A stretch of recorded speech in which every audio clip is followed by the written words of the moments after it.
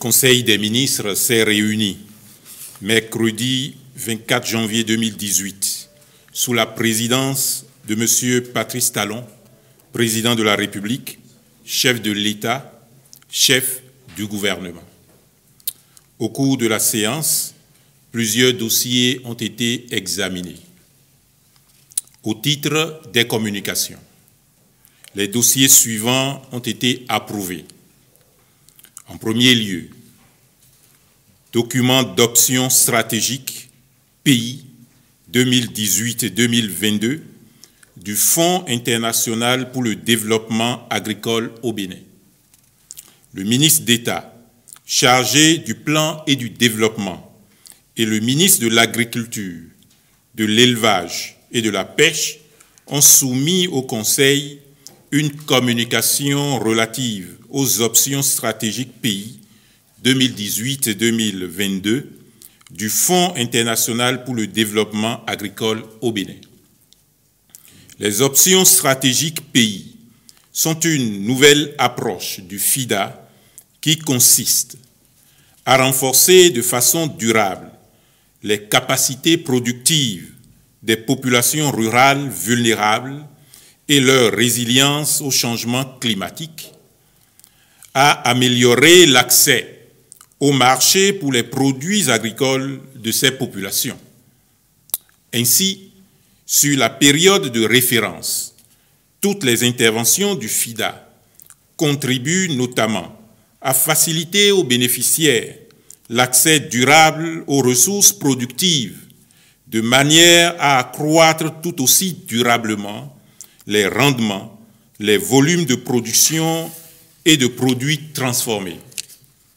Elles aideront au renforcement des capacités sur les plans techniques, organisationnels et managériels des organisations professionnelles agricoles. Pour la phase opérationnelle, 3 projets sont mis en œuvre. Il s'agit du projet d'appui aux services financiers ruraux adaptés et du projet d'appui au développement des cultures maraîchères, déjà en cours et qui seront poursuivis. S'y ajoutera le projet de développement des filières agricoles qui sera soumis à l'approbation du Conseil d'administration du FIDA, prévu en décembre 2018. En adoptant ce document d'option stratégique, le Conseil a instruit les ministres concernés à veiller à la mise en œuvre correcte des projets ainsi retenus pour l'amélioration des conditions de vie des populations cibles.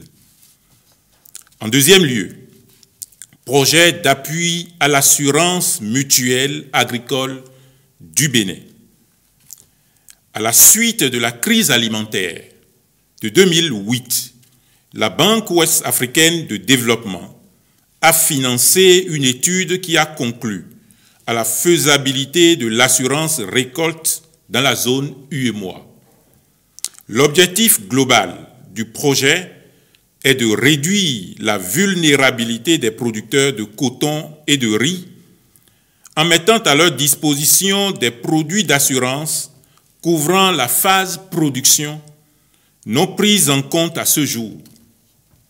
Il vise aussi à terme à améliorer le bien-être des producteurs en renforçant leur sécurité afin de leur permettre d'accroître leur productivité. À cet effet, le gouvernement a signé avec l'institution financière sous-régionale un accord de prêt pour la mise en œuvre du projet d'appui à l'assurance mutuelle agricole du Bénin. Cet accord a été ratifié par l'Assemblée nationale en 2015, mais pour diverses raisons, liées notamment à l'accomplissement de formalités administratives aux fins de satisfaire les conditions de décaissement et réformer le cadre institutionnel, le projet a connu des retards de démarrage. C'est pour mettre fin à ces dysfonctionnements et permettre le démarrage effectif de ce projet qui va impacter 350 000 producteurs de coton et 1 000 producteurs de riz que le Conseil a adopté le nouveau mécanisme de mise en œuvre du projet et instruit les ministres concernés d'accomplir diligemment les démarches nécessaires à cette fin. En troisième lieu, réalisation en mesure d'urgence de 15 forages à gros débit pour le renforcement du système d'alimentation en eau potable de la ville de Savalou. Le système d'alimentation en eau potable de la ville de Savalou est confronté à un problème de tarissement de plus en plus prononcé de la retenue d'eau qui alimente la ville. De ce fait, la capacité de production du système n'arrive plus à couvrir les besoins des populations, tant en saison pluvieuse qu'en saison sèche. Ainsi, pour un besoin minimum des abonnés au réseau urbain de la Société nationale des eaux du Bénin, estimé à 1927 mètres cubes au moins par jour, la production actuelle d'eau est de 226 mètres cubes en saison sèche. Pour combler ce déficit préoccupant et permettre aux populations de disposer d'eau potable en quantité suffisante, il urge de réaliser de nouvelles infrastructures de production. C'est pourquoi le ministre de l'Eau et des Mines a sollicité du Conseil l'autorisation de contracter avec le bureau d'études Canal Eau pour mener en urgence les études d'implantation de 15 forages à gros débit pour une production de 2500 mètres cubes. Tenant compte des spécificités géologiques de la zone, les études se feront par la méthode dite de résonance magnétique protonique, RMP, en vue d'optimiser la réussite des forages. Le Conseil a approuvé la communication et instruit le ministre de l'Économie et des Finances de mettre à disposition en urgence les ressources nécessaires à la réalisation des dites études. En quatrième lieu, enfin, gestion de l'épidémie de fièvre hémorragique à virus Lassa au Bénin. Depuis quelques jours, notre pays fait face à l'épidémie de la fièvre hémorragique Lassa, notamment dans les départements de l'Atakora et du Borgou. À ce jour, les services techniques du ministère de la Santé ont dénombré dans le département de l'Atakora 7 cas, dont 4 décès, et dans le département du Borgou 3 cas. Cette épidémie, devenue cyclique, sévit également dans les pays voisins, d'où elle est importée chez nous par le phénomène de la migration. Face à cette situation, le ministère en charge de la Santé a déjà pris des dispositions pour la prise en charge des malades et le suivi des personnes ayant été en contact avec eux en vue d'enrayer la propagation de l'épidémie. Les mesures prises consistent, entre autres, en un suivi quotidien avec les acteurs de notre système de santé et les partenaires techniques et financiers du secteur, en l'approvisionnement des formations sanitaires en soluté, médicaments et consommables médicaux pour permettre la prise en charge gratuite des cas, au renforcement de la surveillance épidémiologique et aux activités d'information, d'éducation et de communication. Le Conseil a approuvé la communication et instruit les ministres concernés à prendre toutes dispositions utiles en vue d'une gestion efficace de l'épidémie. Au titre des rencontres internationales, le Conseil a autorisé la participation du Bénin à la 30e session ordinaire de la Conférence des chefs d'État et de gouvernement de l'Union africaine à Addis-Abeba en Éthiopie du 22 au 29 janvier 2018. Au titre des mesures individuelles, des nominations ont été prononcées. Au ministère de l'Économie et des Finances, sur proposition du ministre, agent comptable central du Trésor, M. Félicien Dakodo. Au ministère de l'Économie numérique et de la Communication, sur proposition du ministre, directrice générale de l'économie numérique et de la Poste, Madame Barkatou Adamou Sabi Boum, directeur de la programmation et de la prospective, Monsieur Marius Hervé Ataï Guédébé, conseiller technique juridique, Monsieur Fidel El Koudous Oroun Gobi. Je vous remercie.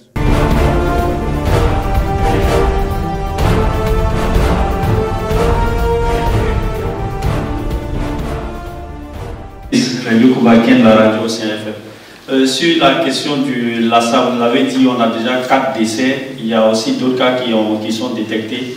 Quelle garantie qu'on ne va pas enregistrer d'autres cas de décès? Et puis, on sait qu'ils sont pour la plupart venus des pays limitrophes. Comment est-ce que l'État s'y prend pour éviter alors que d'autres personnes quittent l'étranger pour venir au Bénin? Parce que du coup, on peut constater que ça peut entraîner une propagation de la maladie. Quelles sont les mesures concrètes que le gouvernement prend pour éviter la propagation de la maladie? D'autant qu'on a l'impression qu'on ne communique pas assez là-dessus. Merci. Effectivement, on ne communique pas assez, sans doute, mais les dispositions les plus fortes sont prises, en toute responsabilité par ailleurs. D'abord, une réunion de commandement se tient au quotidien pour faire le point de l'évolution de l'épidémie et apporter les réajustements nécessaires en vue d'une meilleure riposte. Et deuxièmement, il y a la tenue de la réunion du Comité national de crise qui regroupe les acteurs du SICSEM et également nos partenaires techniques et financiers pour également apporter des réponses les plus pertinentes à la propagation de l'épidémie. Bien entendu, l'approvisionnement de nos formations sanitaires en soluté, comme il vient d'être indiqué, en médicaments, en consommables médicaux, pour permettre la prise en charge gratuite des cas. Il faut donc dire qu'il y a une réponse au plan interne, mais il y a aussi une réponse au plan communautaire, avec la contribution forte de l'Organisation mondiale de la santé, sa section régionale, qui coordonne les activités au plan régional. Donc il faut encercler l'épidémie, l'enserrer et faire en sorte que la propagation soit maîtrisée et donc que l'épidémie soit vaincue. Je vous remercie. Besoin d'un quotidien de la nation, juste une préoccupation. Vous avez parlé d'approvisionnement en eau potable dans la commune de Savalou. Il y a quelques semaines ou il y a quelques mois en arrière, le gouvernement a lancé un important projet qui consistait à la fourniture d'eau potable aux populations du département des Collines. J'aimerais que vous nous expliquiez un peu qu'est-ce qui fait la différence entre le projet que vous avez évoqué tout à l'heure et celui qui a été lancé il y a quelques mois ou quelques semaines, ou qu'est-ce qui différencie les deux, puisque vous avez parlé de Savalou qui se retrouve tout de même dans le département des Collines. Merci.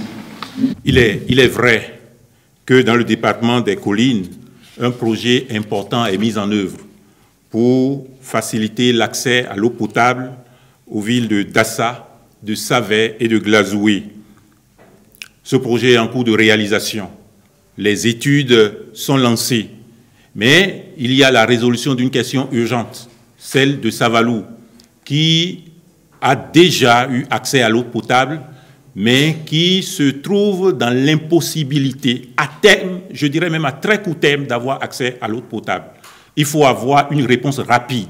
Bien entendu, la connexion à terme de Savalou aux projets concernant les villes de Dassa, Savet et Glazoué est projetée. Mais en attendant, il fallait et il est urgent de pratiquer une réponse pour prendre en compte la nécessité d'accès à l'eau potable de la ville de Savalou.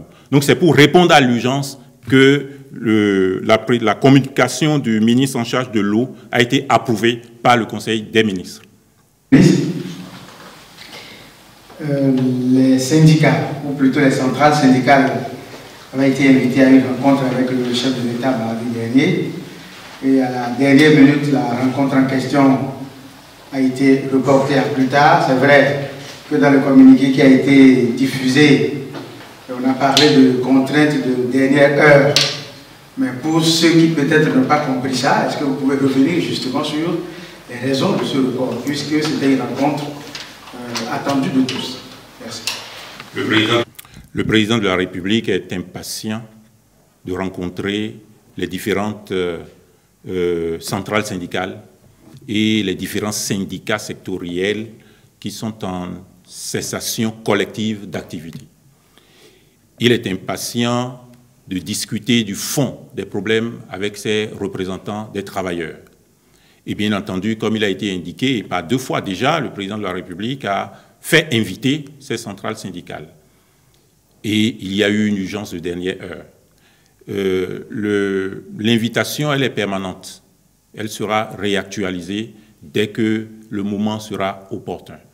Le sujet, bien entendu, étant d'actualité, puisque le pays, à divers endroits, dans différents secteurs, dans la mesure que vous le constatez, est dans une sorte de ralentissement d'activité. Et donc, l'élu de la nation ne peut pas se désintéresser de cette situation. Sophie sans radio. À Glodjibé, la population est en colère parce que 1 mètre carré de parcelle coûte 75 francs CFA. Que compte faire le gouvernement pour... Est-ce que vous avez pensé à des solutions pour peut-être revoir la situation ou le coût? Et en fait, Monsieur le ministre, ma deuxième question est plutôt une doléance. Et ce n'est pas en tant que journaliste que je parle en tant que citoyenne. Parce que ces derniers jours, j'ai tellement vu de cas d'accidents et de décès. Pas plus tard qu'hier, j'étais à Ouida, à Agonkomé, où 2 écolières ont été tuées par accident. Ce matin à Calabi, c'était un élève du CEG Calabi qui allait en cours. Il a été tué également. Et je voudrais que vous remontiez en fait le problème à vos collègues des infrastructures et de l'énergie, parce que les routes ne sont pas électrifiées, il n'y a pas de dos d'âne, et c'est ce qui cause en partie les nombreux cas d'accidents qu'on cesse de dénombrer ces derniers jours. Merci. Sur le premier point, vous savez qu'il y a déjà plus d'une quarantaine d'années que un aéroport de classe internationale est prévu pour être construit à Glodjibé. Il y a déjà plus d'une quarantaine d'années que l'État, les gouvernements successifs ont pris des dispositions. Il y a déjà plus d'une quarantaine d'années que les populations sont dans cette information. Il y a déjà donc plus d'une quarantaine d'années que la zone est considérée comme une zone d'utilité publique. L'État a une continuité. Nous avons pris dans la satisfaction des droits des différents propriétaires ou copropriétaires de la zone, nous avons pris en compte ce que les gouvernements successifs avaient fait. Et je voudrais vous rassurer de ce que les problèmes sont réglés et que l'État et que le gouvernement s'activent pour que dans les délais raisonnables, l'aéroport international de Glodjibé soit une réalité. Cet aéroport dépasse nos prétentions individuelles. Et nous ne pouvons pas, l'État ne peut pas reculer dès qu'un groupe de personnes manifeste des prétentions qui certaines fois paraissent excessives.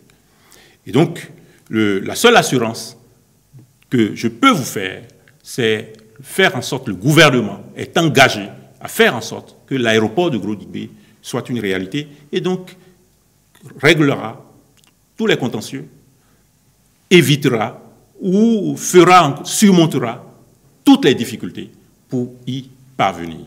On ne comptera plus d'autres années supplémentaires pour que l'aéroport de Glodjibé soit une réalité. Alors sur la deuxième préoccupation, je considère bien que vous appelez l'attention, et de manière légitime, du gouvernement. C'est une préoccupation. Nos routes tuent, au mépris de la réglementation en vigueur. Mais vous permettrez au gouvernement aussi d'appeler l'attention de chacun de nous. D'appeler l'attention de chacun de nous sur nos inconsciences. d'appeler l'attention de chacun de nous sur nos imprudences. La vie coûte cher. La vie doit être protégée.